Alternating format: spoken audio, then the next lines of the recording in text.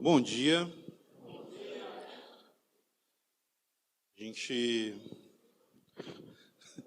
Tadinha, a Elisa teve trabalho para me fazer. Para me fazer usar a roupa que ela escolheu.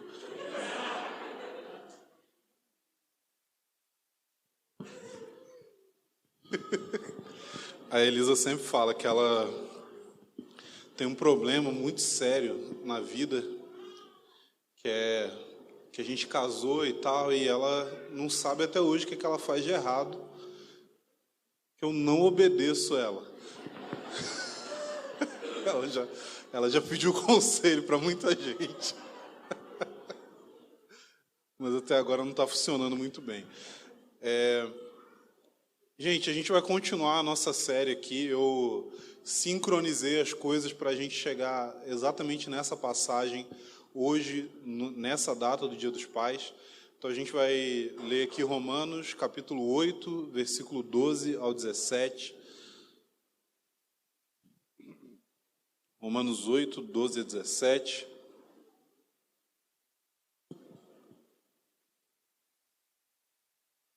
E é uma passagem que toca no assunto da paternidade de Deus. Vamos ler então? Assim, pois, irmãos, somos devedores não à carne, como se estivéssemos obrigados a viver segundo a carne. Porque se vocês viverem segundo a carne, caminharão para a morte. Mas, se pelo Espírito mortificarem os feitos do corpo, certamente viverão. Pois todos os que são guiados pelo Espírito de Deus são filhos de Deus. Porque vocês não receberam um espírito de escravidão para viverem outra vez atemorizados, mas receberam o espírito de adoção, por meio do qual clamamos, Abba, Pai. O próprio Espírito confirma ao nosso espírito que somos filhos de Deus, e se somos filhos, somos também herdeiros, herdeiros de Deus e co-herdeiros com Cristo, se com Ele sofremos, para que também com Ele sejamos glorificados. Então, isso é o que diz a palavra de Deus aqui. Antes de entrar na passagem em si, sobre esse assunto de paternidade, é um assunto que é muito comum a gente ter alguma dificuldade, né? Eu acho que muitos aqui, como eu, cresceram sem pai, e outros talvez cresceram num ambiente onde tinham pais que não deram uma criação muito saudável. Eu acho que são raros aqueles que tiveram um pai presente que era um exemplo, que era uma pessoa que você podia admirar, que você podia seguir. E mesmo aqueles que eram bons pais nunca são perfeitos, né? Então, mesmo os pais que fizeram um bom trabalho, né, eu sempre falo para tanto pais quanto mães, né, não fica na expectativa de que você vai ser perfeito, porque em algum aspecto você vai ser assunto de terapia no futuro. Tanto o pai quanto a mãe, porque nós todos somos pecadores, a gente comete erros, a gente não vai ter uma performance perfeita na criação dos nossos filhos. E a gente tem que desencanar disso, a gente tem que contar com a graça de Deus. Os nossos filhos eles vão eventualmente descobrir que a gente erra. Mas eu tive muita dificuldade com paternidade. Meu pai já faleceu fazem muitos anos, mas, assim, digamos que ele hoje falecido e ele vivo não mudou muito a frequência na qual a gente se vê, né? O pessoal fica tenso, né, com as piadas. Gente, é humor negro, eu não consigo evitar. Faz parte de mim.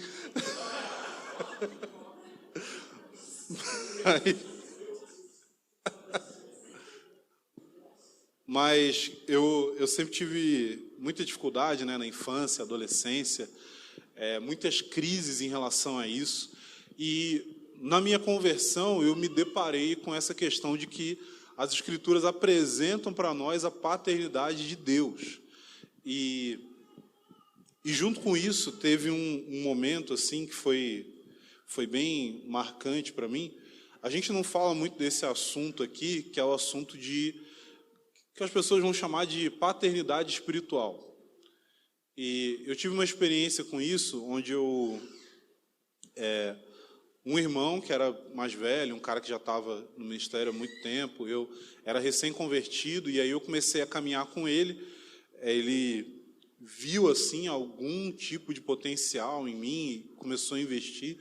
E aí, quando a gente começou a andar junto, ele virou para mim e ele falou assim: eu queria saber se eu posso chamar você de filho, porque todos aqueles que eu cuido, eu costumo chamar de filhos, né?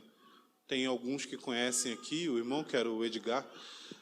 E aí, quando ele falou isso para mim, eu virei para ele, eu com, 20 anos de idade, eu virei para ele e disse assim: não.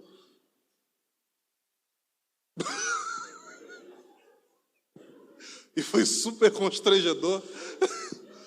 E eu disse não, mas assim, eu sei que hoje, olhando para trás, eu falo assim: baita falta de educação, né? Cortar o irmão assim, ele estava querendo ali fazer um negócio legal, mas eu falei não, porque eu expliquei para ele, eu falei assim: olha, uma coisa que ficou muito clara para mim, logo após a minha conversão, é que eu tinha muitos problemas com paternidade, mas Deus falou comigo que Ele é o meu pai. E a partir daquele momento, assim, eu sei que a minha atitude foi exagerada nessa hora, mas a partir daquele momento ali, quando eu ouvi isso de Deus, eu percebi que assim, eu não precisava tentar substituir o meu pai com um outro ser humano para ficar naquele lugar.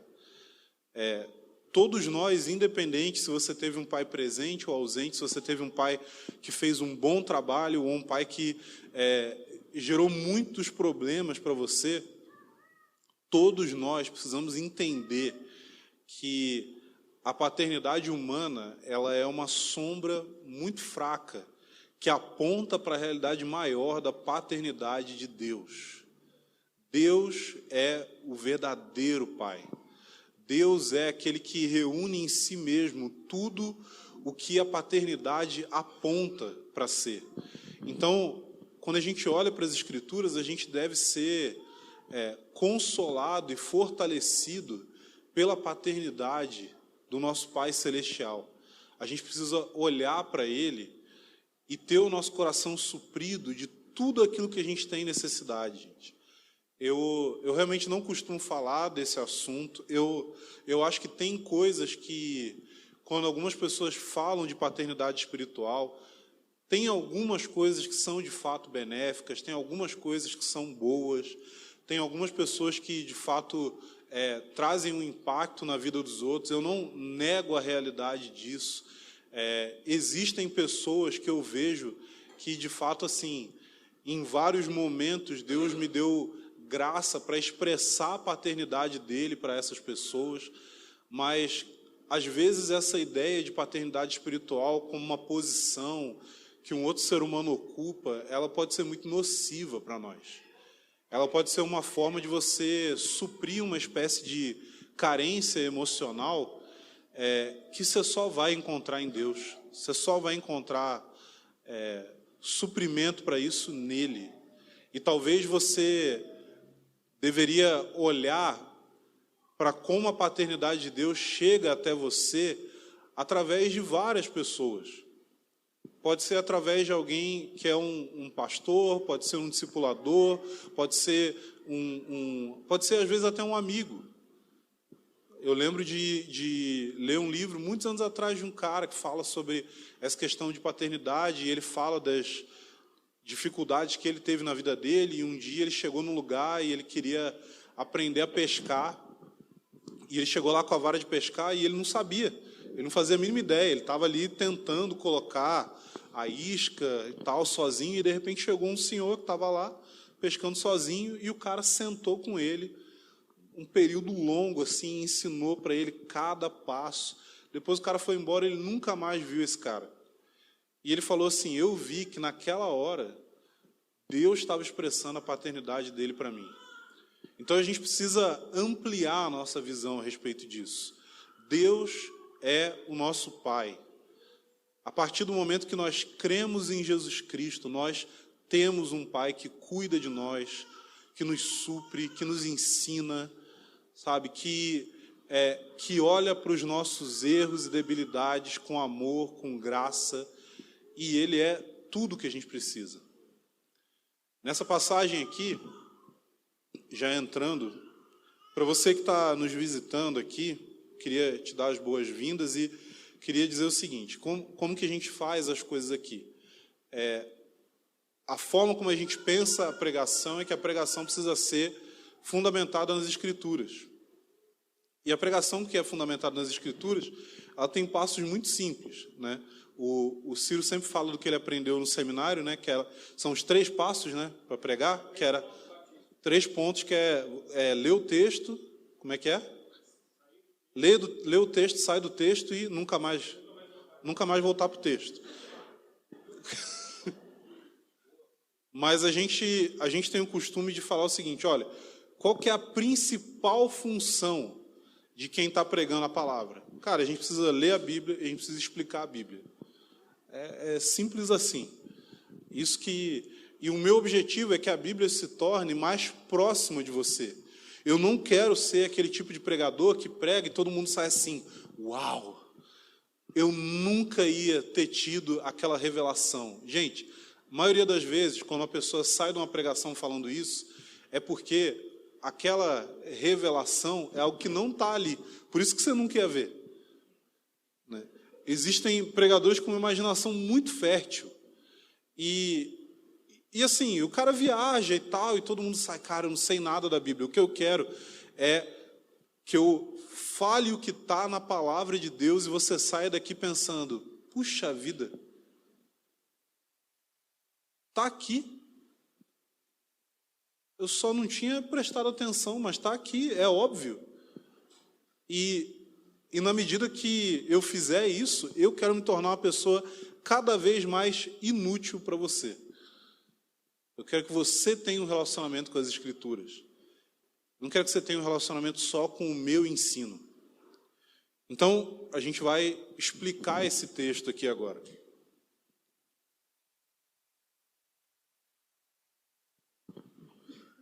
Essa passagem começa com o apóstolo falando sobre como que nós não somos devedores à carne. E o que ele quer dizer com isso? Ele quer dizer que nós não temos uma aliança, ou seja, uma relação de dever. Ele fala devedor aqui, e é fácil a gente confundir e achar que ele está falando de algum tipo de dívida. Mas aqui a dívida tem a ver com o seguinte: nós não temos um dever, uma obrigação, uma aliança, uma ligação à carne, de forma que a gente precise andar na carne, de forma que a gente precise obedecer à carne. E isso ele está falando a partir de que perspectiva? Da perspectiva de que nós, antes de conhecermos a Jesus, tínhamos isso. Não é que nós podíamos pecar, é que nós só podíamos pecar. Não existia a possibilidade de nós não pecarmos. Sem Jesus, talvez você possa falar assim: mas eu tenho um amigo, eu tenho um familiar, eu tenho uma pessoa do meu trabalho, que a pessoa ela vive uma vida muito correta, ela não comete uma série de pecados que eu vejo os crentes cometendo, ela é aquele tipo de pessoa que eu olho para ela e falo assim: cara, só falta Jesus, só falta Jesus. Nossa, é aquela pessoa que eu olho e eu falo assim: puxa vida, se fulano convertesse, ele ia ser um instrumento nas mãos de Deus. E isso vem de uma perspectiva totalmente humanista da nossa parte, porque a gente acha que Deus, de alguma forma, precisa de nós. E isso não é a realidade. Deus não precisa de mim, Deus não precisa de você, Deus não precisa de ninguém. Deus não tem necessidades que precisam ser supridas por nós. Tudo aquilo que Deus deseja, Ele simplesmente faz. E a questão é que Deus não tem uma necessidade de que você contribua para o plano dele. O que Deus tem é um desejo de tornar você parte do plano dele. E tornar você parte do plano dele tem a ver com algo que ele vai fazer em você, não com algo que você vai fazer para Ele. Já viu aqueles negócios, aquelas frases do tipo, o que você tem feito para Deus? E a resposta que a gente deveria dar é, só cagada. Só dando trabalho. A gente é semelhante àquela criança. Eu lembro de um escritor dar esse exemplo, né? Ele falou que chegou em casa e a casa estava um caos. O chão da cozinha estava todo molhado. E sabe quando molha o chão da cozinha e aí alguém passa andando e faz aquela lama, né? E tinha prato e copo quebrado no chão, e tinha um monte de louça na pia que teoricamente estava lavada, mas estava cheio de espuma ou cheio de sujeira mesmo, né? Igual ficam os pratos às vezes quando alguns solteiros lavam a louça lá em casa.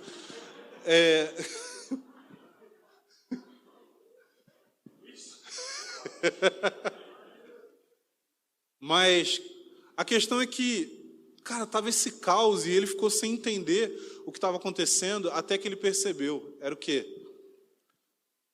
Os filhos decidiram ajudar a mãe com a louça. Eles estavam ajudando, eles estavam lavando os pratos, né? Alguns pratos nunca mais precisariam ser lavados, outros precisariam ser lavados novamente. Mas isso daí é o que acontece quando nós fazemos a obra de Deus. A verdade, gente, é que Deus está mais interessado na nossa participação por causa da proximidade conosco do que no resultado que nós podemos oferecer a Ele. Ele não está interessado nisso. Nós não temos uma aliança com a carne. Por quê? Porque quando você crê em Jesus, você é liberto da escravidão do pecado. Não quer dizer que você não peca mais, mas quer dizer que a partir de agora você tem a possibilidade de experimentar libertação do pecado. Mas antes disso você não tem essa possibilidade. A única possibilidade que você tem é talvez trocar alguns pecados que você acredita que atrapalham mais a sua vida por pecados que atrapalham menos a sua vida. E isso acontece inclusive no nosso meio evangélico. Às vezes uma pessoa ela vai precisar trocar um pecado de imoralidade sexual. Por quê? Porque um pecado de imoralidade sexual pode atrapalhar muito a carreira do indivíduo na igreja evangélica, né? Na maioria das vezes. Então ele precisa trocar, ele precisa pegar um outro pecado. E às vezes ele pode pegar o pecado do orgulho.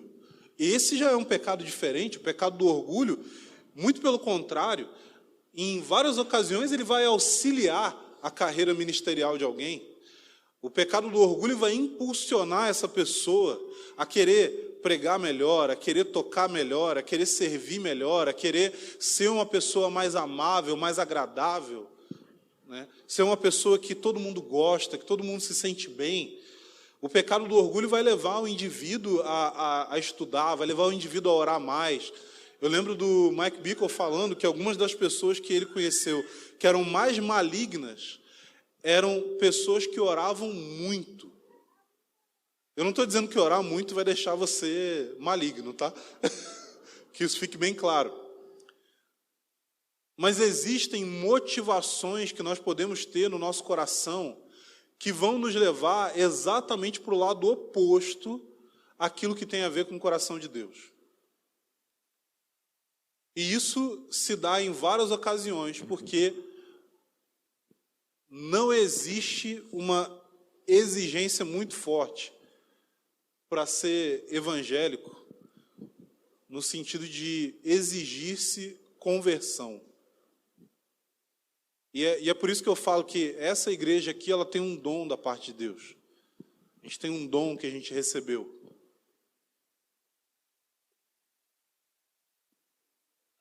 Que é o dom de fazer as pessoas desviarem. Por quê? Porque eu tenho como objetivo de vida remover as motivações religiosas que nós temos aqui nessa comunidade. As motivações que têm a ver com um tipo de orgulho religioso, farisaico, sabe? Uma necessidade de aparecer, uma necessidade de ser melhor do que os outros, uma necessidade de ser visto como uma pessoa superior, uma necessidade sabe assim, buscar um tipo de honra, né? Que tem a ver com você ter uma posição. Semana passada a gente fez um churrasco, né? E aconteceu uma coisa que me deixou extremamente orgulhoso. Fiquei muito orgulhoso que a gente estava num churrasco com os líderes das igrejas caseiras, né? E aí, o seguinte, chegaram com um sorvete. E dos sorvetes que só tinha um que eu gostava. E ninguém veio me perguntar se eu queria, qual que eu queria. Ninguém veio me servir primeiro. O único sorvete que eu gostava acabou antes que eu chegasse lá.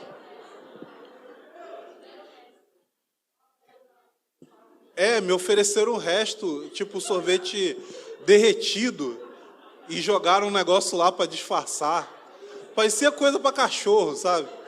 Aquele pote de sorvete assim.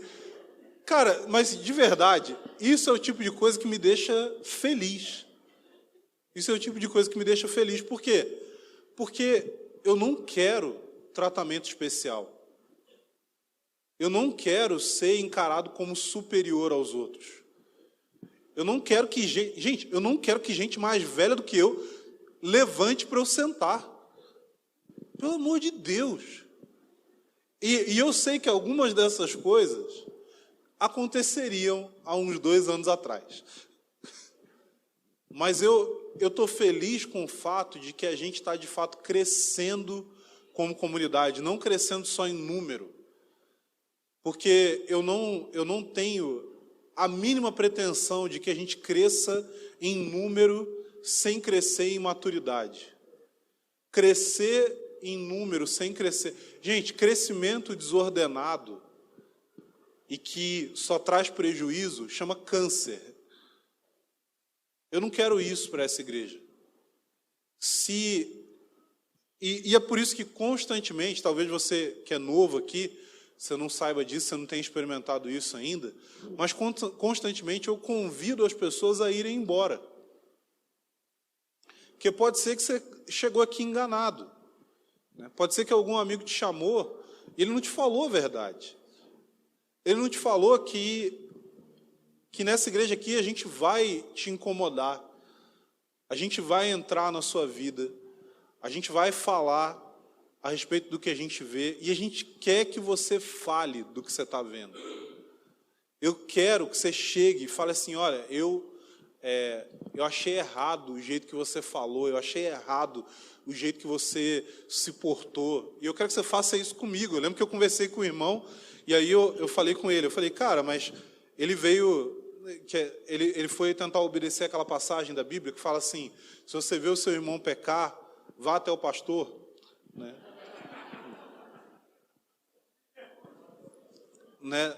Ela está naquele livro que vem depois de Apocalipse, né? E aí ele veio falar comigo assim, de um negócio que ele estava vendo. Eu falei, cara, você não devia estar falando isso comigo. Você devia chegar no irmão e falar com ele. A gente deve falar isso, a gente deve fazer isso com todo mundo. Aí ele veio achando, gente, eu não sei, eu não jogo carta, eu não jogo nada, eu não sei jogar os negócios, mas eu sei que tem assim, quando o cara manda uma carta assim, que ele ferra todo mundo, ele achou que ele estava mandando essa carta para mim. Ele falou assim, mas até com o pastor?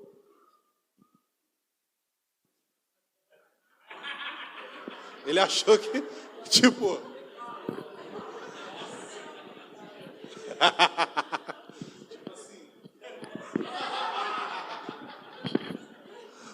Cara, aí eu virei para ele e falei, sim. Aí ele... tá. Mas, cara, esse é o nosso objetivo. A gente quer, de fato, viver como família. A gente quer viver a igreja do jeito que era a intenção de Jesus desde o princípio, que é a forma como a Bíblia fala que a gente deveria viver, e eu quero que isso aconteça. Então, talvez, se você não quer isso, gente, se você quer uma igreja, fala assim, não, eu vim aqui porque eu quero uma igreja com uma palavra boa, você pode vir conversar comigo, eu posso te indicar várias. Tem várias igrejas com uma palavra muito boa, onde as pessoas não vão te incomodar. Fala assim, não, mas eu quero uma igreja que seja voltada para a oração. Tem igrejas também voltadas para a oração, que tem essa pegada assim de querer buscar avivamento. Eu posso indicar para você, entendeu? Você não precisa ficar aqui. Tem igrejas que têm uma pegada forte de estar junto, sabe, fazer coisas juntos e tal. Posso te indicar também, só que aqui a gente quer viver o pacote completo. A gente quer ser fiel à palavra, a gente quer buscar a presença de Deus e a gente quer buscar a santidade juntos, vivendo em comunidade, falando uns na vida dos outros. A gente quer isso. E talvez isso vai te incomodar. E a gente não... Assim, nossa, mas é porque eu ainda não me sinto... Eu não sinto que eu tenho confiança. Cara, não interessa. Porque a gente não está muito preocupado para o quanto de confiança que a gente sente. A gente está preocupado em ser fiel à palavra de Deus. Ah, mas é porque eu tenho medo de me expor. Assim, cara, tudo bem, se expõe com medo mesmo. É o jeito. Não tem, sabe, não tem o que fazer. Não tem o que fazer. E é exatamente pelo fato da gente não mergulhar de cabeça nessas coisas. E, gente, eu estou falando de algo que eu sei que é um problema para todos nós. A gente é brasileiro, né? A maioria, não todos. Mas os que não são já estão vivendo aqui há um tempo, então, sabe que a gente, no Brasil, a gente gosta da tal da gambiarra. Sabe, gambiarra? Só que o problema é que a gente tenta fazer gambiarra na nossa vida. A gente arrasta as coisas um tempão. A gente fica assim, cara, tem decisões que eu tomei, gente, esse ano, e que eu já deveria ter tomado há pelo menos uns 2 anos atrás. E eu fiquei arrastando, eu fiquei achando que eu ia dar um jeito, eu fiquei achando que eu ia conseguir, mas no fim eu falei assim, cara, não adianta eu ficar enrolando, porque as coisas não vão sair do lugar, né? Então, a gente não acredita em meias medidas, a gente não acredita em não falar a verdade para proteger as pessoas, a gente não acredita em relacionamentos superficiais, a gente não quer nada disso. A gente quer, de fato, viver aquilo que é a proposta de Deus para nós como igreja. Nós não somos devedores à carne. Mas o que é andar na carne? Andar na carne é fazer a vontade da nossa carne e dos nossos pensamentos carnais. É viver tendo a si mesmo como o centro de todas as coisas. É viver buscando qualquer coisa criada por Deus como sendo o principal objetivo da sua vida. E qualquer coisa pode se encaixar aqui.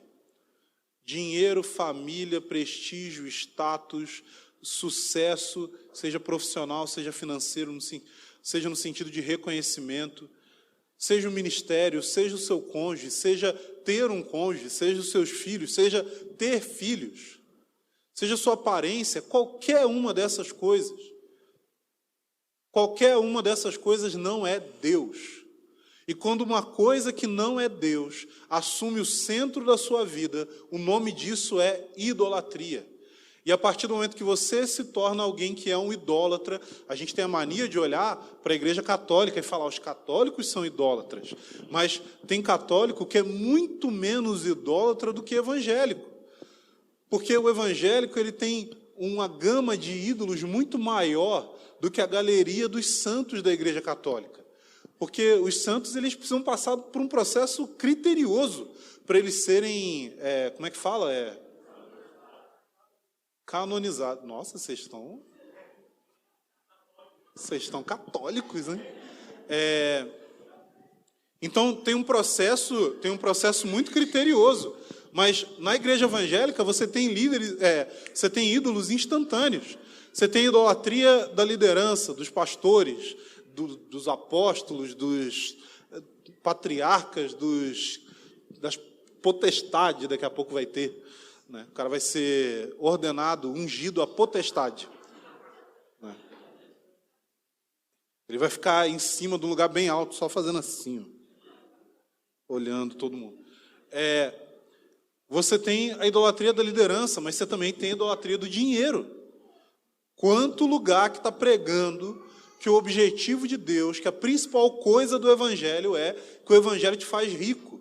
Eu lembro de um relato de uma conversa de um irmão lá da China, o Atmani, e aí alguém perguntou para ele assim, olha a pergunta da pessoa, se a gente crê em Jesus, ele vai encher as nossas tigelas de arroz? Ou seja, a pessoa estava preocupada em comer.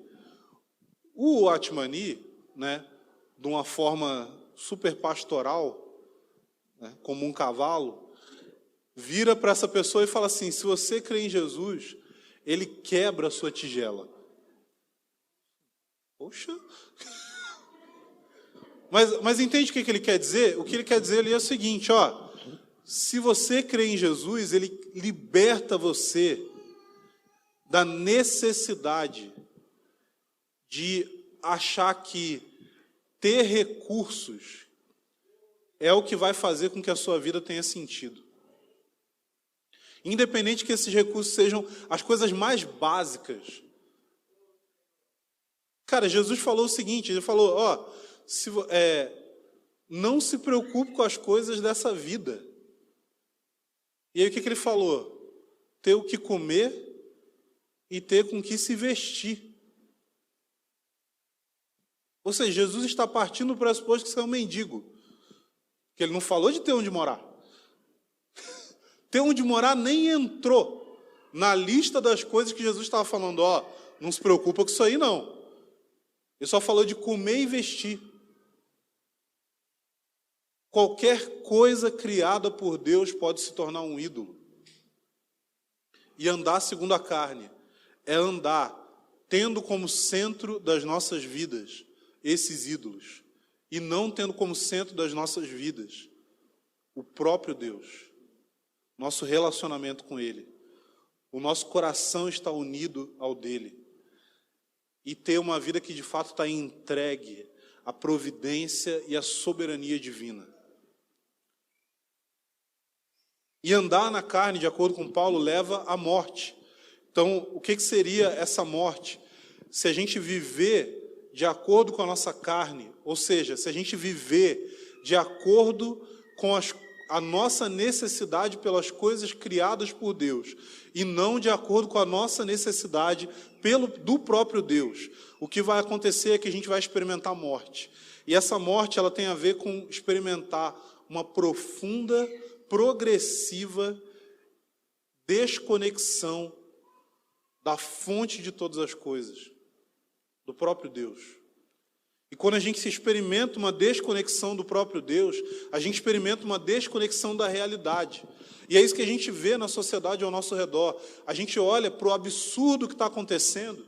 E eu quero dizer um negócio para vocês, gente. Tem gente que fica assustado, fala assim, gente, olha só o que está acontecendo no mundo. Aí sempre vem a mesma coisa. A pessoa vê um negócio ruim, Jesus está voltando, hein? Jesus está voltando. Olha só, você viu esse negócio aí? Você viu que o cara, ele nasceu homem, mas aí ele é trans, e ele virou uma mulher, e aí ele casou com uma mulher que nasceu mulher, mas agora virou um homem. Eles deram a volta no mundo, caíram no mesmo lugar que eles estavam. Aí tem gente que olha isso e fala assim, absurdo. Nossa, tem gente agora que está se identificando como não binário. A pessoa não é... O que ela é? Você é homem ou é mulher? A resposta, não. Tem gente que olha para essas coisas e fala assim, absurdo, absurdo. Esse tipo de coisa é a prova de que Jesus está voltando. Gente, esse tipo de coisa não é a prova de que Jesus está voltando. Esse tipo de coisa é a prova de que a nossa sociedade é uma sociedade de pessoas pecadoras. Seja para o lado do liberalismo ou seja para o lado do conservadorismo. Nós somos pecadores, independente da nossa inclinação política. Há 100 anos atrás, as pessoas eram presas e submetidas a tratamentos químicos invasivos pelo fato delas serem homossexuais. Você acha isso? O processo chamava castração química. Você acha que isso é mais absurdo do que a imposição da ideologia de gênero? Se você acha que isso, você pegar pessoas que têm uma opção sexual diferente daquela que a gente acha correto e prender essa pessoa e encher o corpo dela de química e trazer prejuízos para ela para o resto da vida por causa disso. Se você acha isso mais tranquilo do que a imposição da ideologia de gênero, você não é cristão, você é só conservador. A sua religião é a sua política. Esses dias me fizeram uma pergunta, na igreja caseira, qual que é a nossa posição política como igreja? E aí eu respondi, a nossa posição política como igreja é a monarquia. Por quê? Porque a gente crê em um rei que chama Jesus. Ah, mas e as políticas hoje e tal, não sei o quê? Assim, tudo vai dar errado. A questão é só como. Entendeu? Tudo é ladeira abaixo. Você só escolhe de que lado você vai rolar. Assim, esse lado aqui é mais confortável. Não estou dizendo, gente, que não tenha... não estou dizendo que você não deve levar a sério política. Mas o que estou dizendo é que assim, a nossa política não pode se tornar a nossa escatologia. Quando você coloca a esperança escatológica na política, quando você começa a achar que assim, se tal lado foi eleito, tudo vai ficar bom. Não vai, gente. Não vai. Vai tudo dar errado de um jeito diferente. O que a gente deve prezar? O que a Bíblia fala que a gente deve se preocupar mais? É que a gente deve orar para que o governo, que os governantes ajam de um jeito que nos dê liberdade para pregar o Evangelho. É isso. Tem um monte de evangélico que está colocando a sua esperança na política e na economia. Sejam evangélicos que inclinam para um lado politicamente mais conservador ou aqueles que inclinam para um lado politicamente mais progressista. Dos dois lados tem gente que está colocando a esperança escatológica na política. E a minha esperança é que Jesus vai voltar e Ele vai reinar. E Ele é o único que tem poder e sabedoria suficiente para levar esse mundo para onde ele deve ir de fato. Só Ele tem isso. Se a gente experimentar morte, significa que a gente está alienado da realidade. Estar alienado da realidade tem a ver com você colocar a sua esperança naquilo que não é o próprio Deus. Agora, quando a gente não coloca a nossa esperança e a nossa fé nas coisas criadas, mas a gente coloca a nossa esperança de fato em Deus, o que vai acontecer é que nós vamos experimentar o que alguns teólogos chamaram de mortificação do pecado. Ou seja, se a gente tiver fé na pessoa e na obra do Espírito Santo, o nosso pecado, de acordo com o que Paulo fala aqui, ele vai ser enfraquecido. A nossa carne, ela vai ser enfraquecida.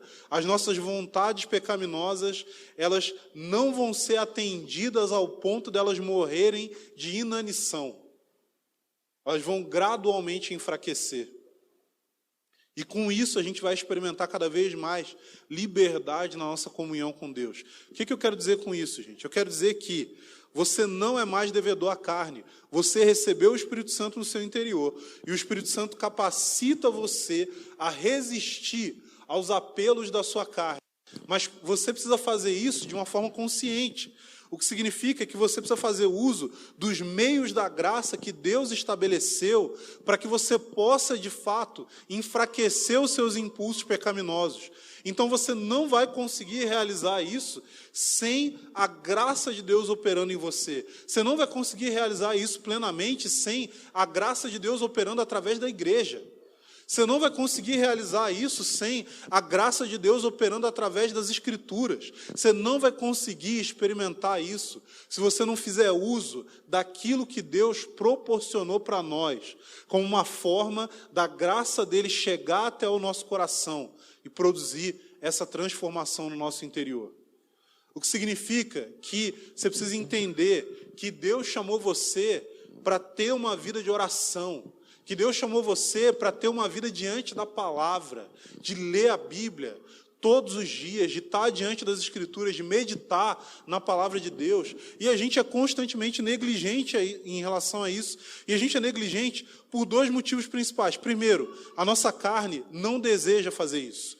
E segundo, porque a gente tem uma perspectiva errada sobre essas disciplinas espirituais. A gente vê as disciplinas espirituais como uma forma de barganhar com Deus. A gente acha que Deus vai gostar mais de nós se a gente orar. A gente acha que Deus vai gostar mais de nós, vai nos amar mais se a gente jejuar. A gente acha que Deus vai olhar para nós com mais amor, com mais carinho, se a gente gastar tempo com as Escrituras. A gente acha que Deus vai nos amar mais se a gente participar das reuniões da igreja. Gente, essas coisas não são formas de conquistar o amor de Deus. Essas coisas são presentes para nós, que são frutos do amor de Deus por nós. Elas são meios pelos quais Deus nos possibilitou acessar essa graça para que o nosso coração seja transformado. Quando você ora, quando você lê a Bíblia, quando você jejua, quando você confessa seus pecados, quando você participa da adoração junto com a igreja, quando você está numa igreja caseira, quando você recebe discipulado, quando você é pastoreado, quando você faz cada uma dessas coisas, não é você convencendo a Deus a te amar.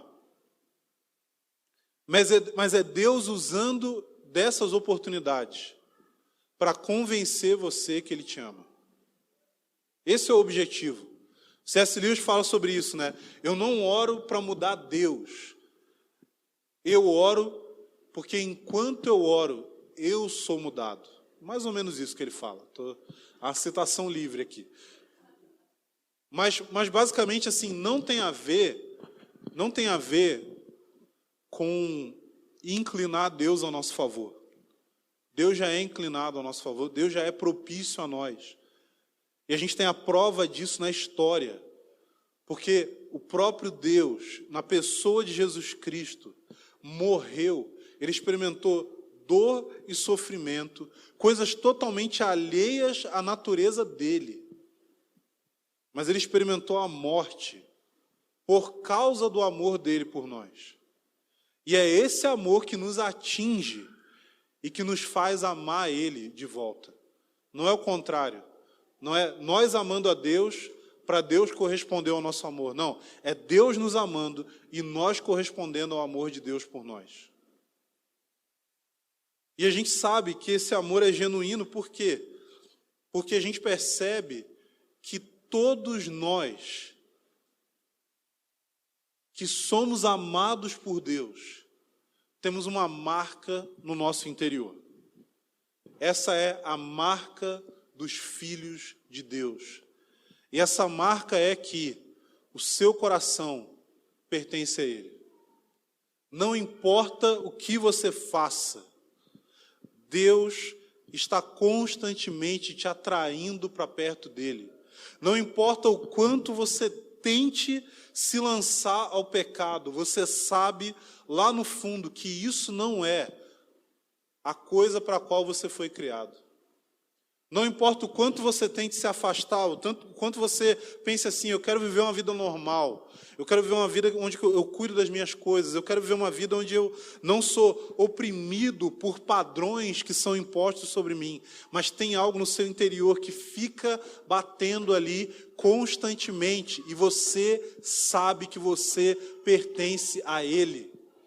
E o seu coração deseja se entregar completamente a Ele.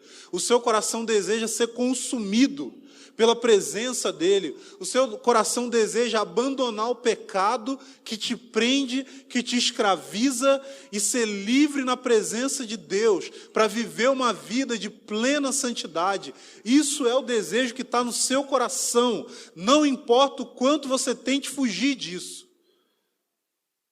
Todos aqueles que são filhos de Deus são guiados por Ele.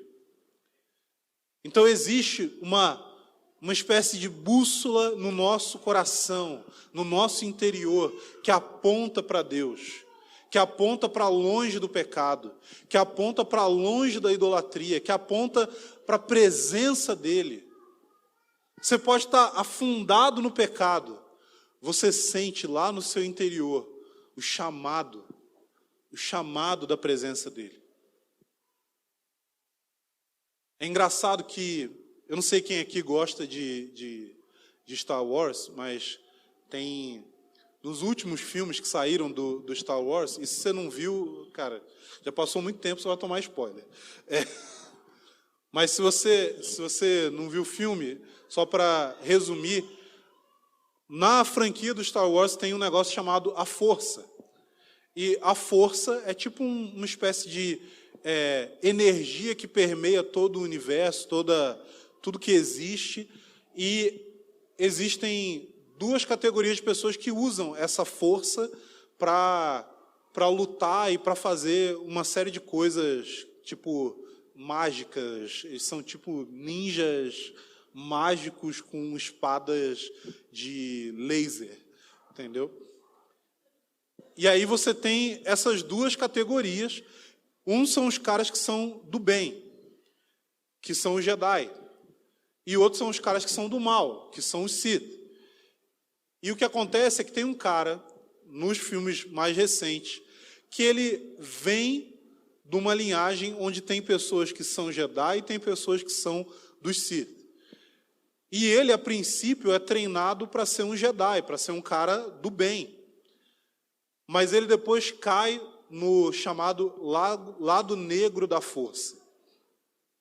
Só que esse cara, ele tem um problema, porque ele é o típico crente desviado. Porque o que acontece? Ele se sente tentado pelo lado da luz da força. Ele se sente atormentado pela luz. Ele quer permanecer nas trevas, mas a luz não deixa. A força chama ele para o lado do bem. E, gente, é isso que acontece com vários de nós.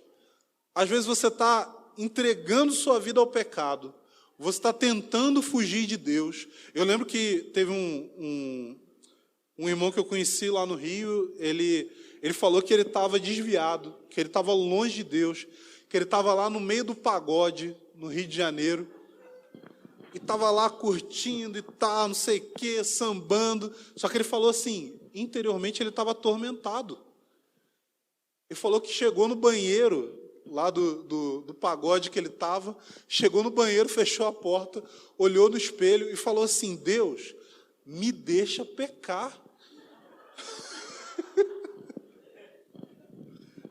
Mas Deus não deixou. E se você tem essa marca, Deus não vai te deixar em paz.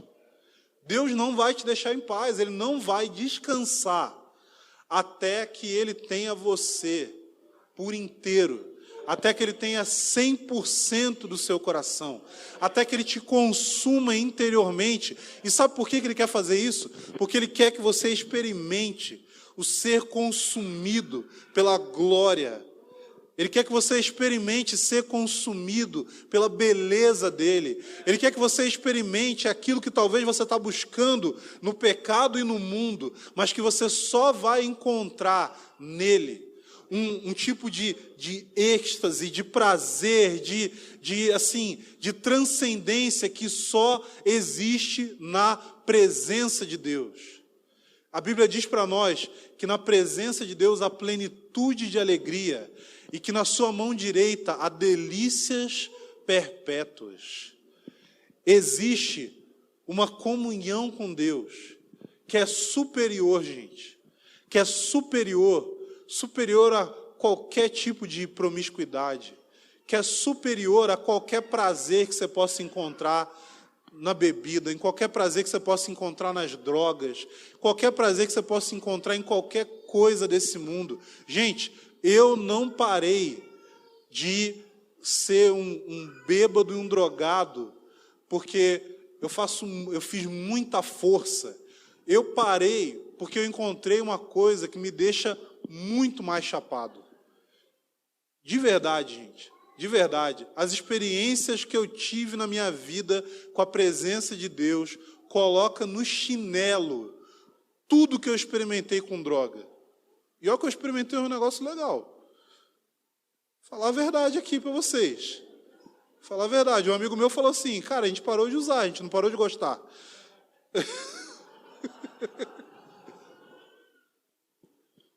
Mas a questão é que a presença de Deus é melhor. É melhor. É muito melhor. Cara, é muito bom. É muito bom. E isso está disponível para você. Você pode experimentar a presença dele. Você pode experimentar a presença dele aqui no culto. Você pode experimentar a presença dele no seu quarto sozinho. Você pode se fechar lá e falar assim, cara, eu vou botar aqui uma música, vou botar aqui, igual eu já fiz outras vezes, uma vez eu estava sozinho em casa, eu botei o DVD do Cirilo e eu fiquei lá o dia inteiro. Fiquei o dia inteiro, o DVD ficou lá rodando, sei lá, umas 4, 5, 6 vezes, entendeu? Chegou no final do dia, eu estava estragado. Eu não prestava para nada. Eu estava literalmente andando assim,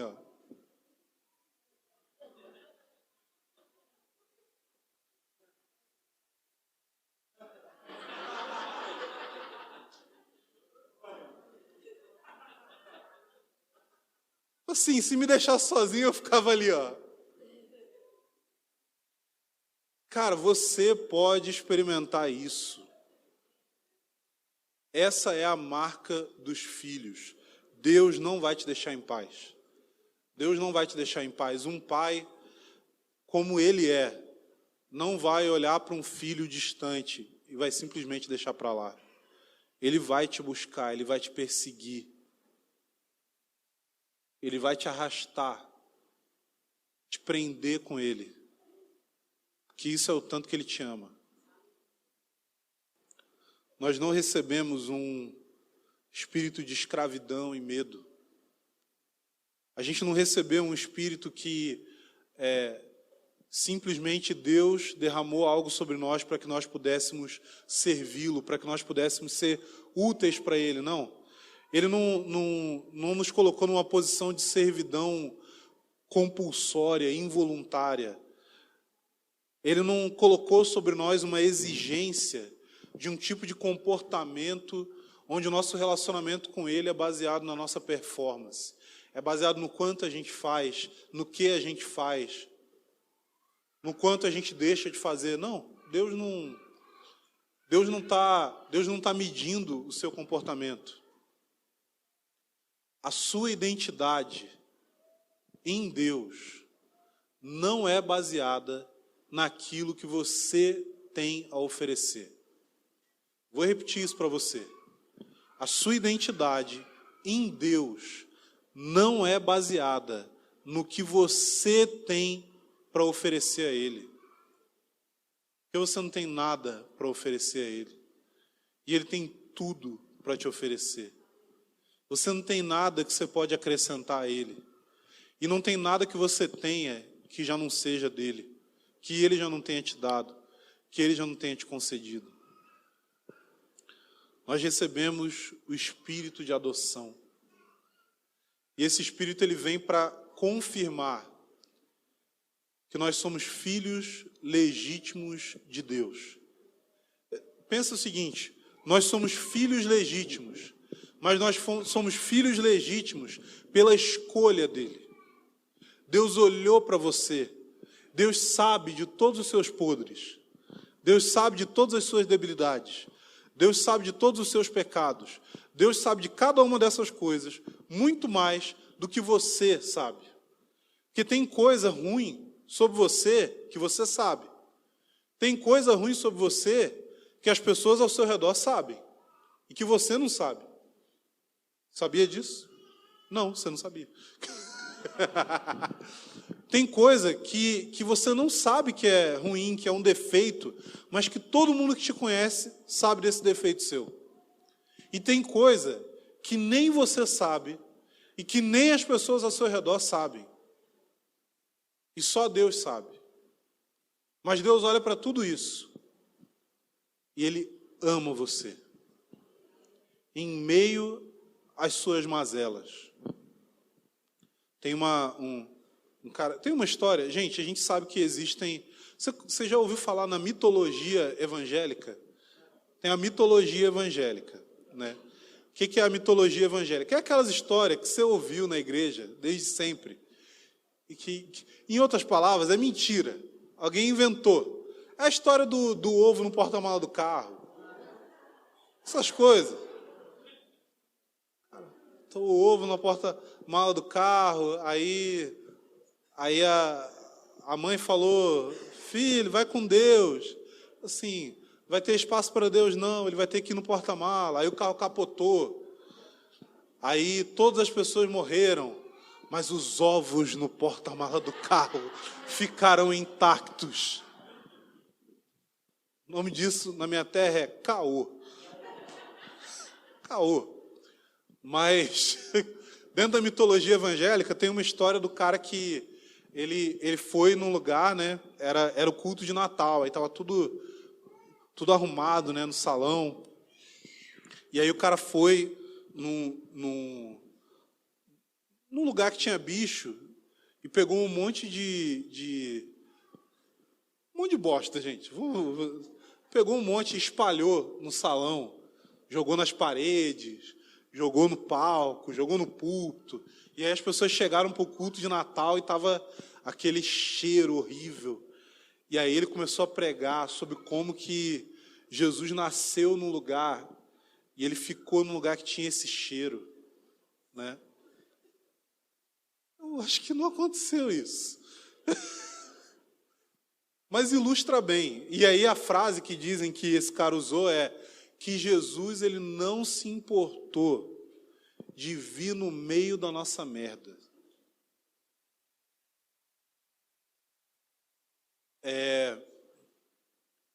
Mas essa é a realidade mesmo.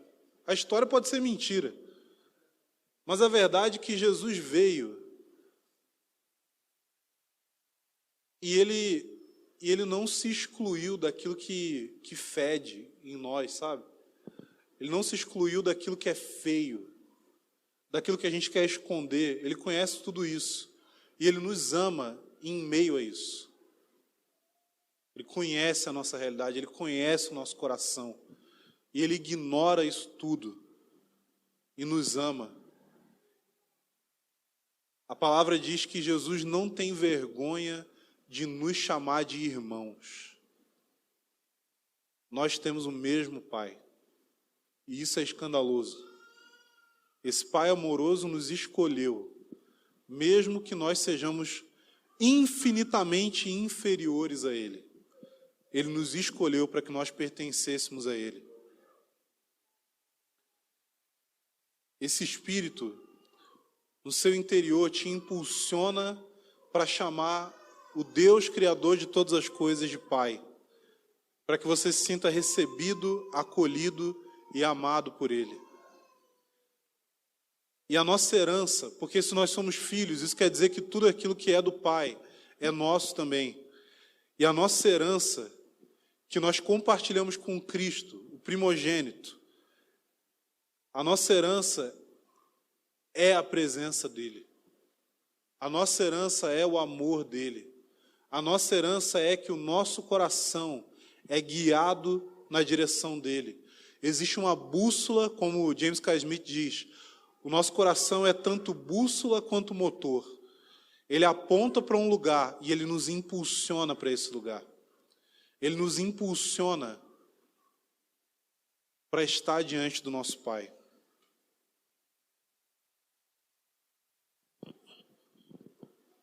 Nós, ao mesmo tempo, somos irmãos e somos seguidores de Jesus. Jesus andou nessa terra e sofreu. O que quer dizer que se a gente vai seguir o mesmo caminho que ele, provavelmente a gente também vai sofrer. Mas esse sofrimento é um sofrimento que vale a pena, porque ele é um sofrimento que aponta para uma glória. A glória de ser guiado por Deus, de experimentar a comunhão com ele, mas de também ter esperança em uma comunhão plena, que nós só vamos experimentar quando Jesus voltar. É para isso que a gente olha. Esse é o nosso objetivo. Esse é o anseio mais profundo do nosso coração. Ainda que talvez a gente tente buscar em outras coisas, mas a gente precisa despertar para a realidade de que só Deus pode suprir os anseios do nosso coração. Queria te convidar a ficar de pé.